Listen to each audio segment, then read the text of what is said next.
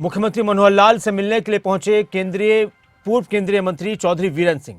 BJP के वरिष्ठ नेता पूर्व केंद्रीय मंत्री चौधरी वीरेंद्र सिंह ने मुख्यमंत्री मनोहर लाल से मुलाकात की और मुलाकात के बाद फिर उन्होंने बयान दिया और फिर कहा कि जेजेपी के साथ गठबंधन बीजेपी के लिए हानिकारक है।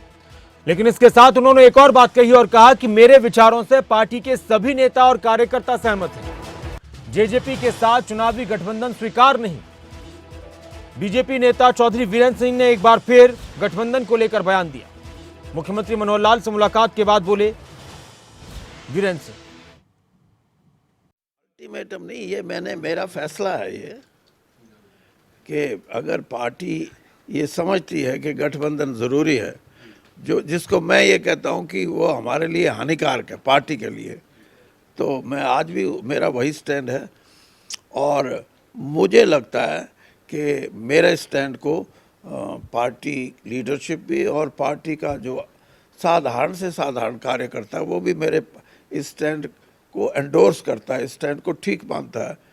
और मैं बोल के बता देता हूँ, वो अपने तरीके से बता देते होंगे ना।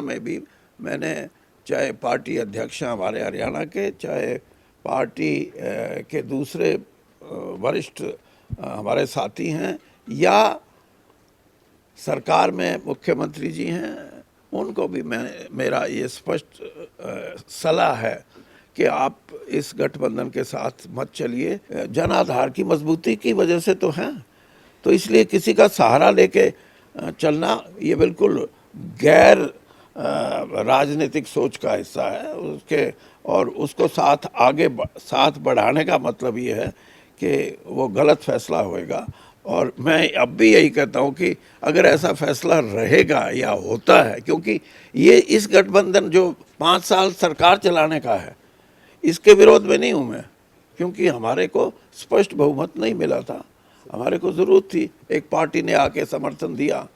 लेकिन चुनावी गठबंधन जेजेपी के साथ हरियाणा के बीजेपी को बिल्कुल स्वीकार नहीं होना चाहिए, और इससे हमारे को अलग होके हम लड़ेंगे तो शक्ति मिलेगी, और एक मुख्य जो मुकाबला हमारा कोई करेगा तो उसको मेहनत करनी पड़ेगी।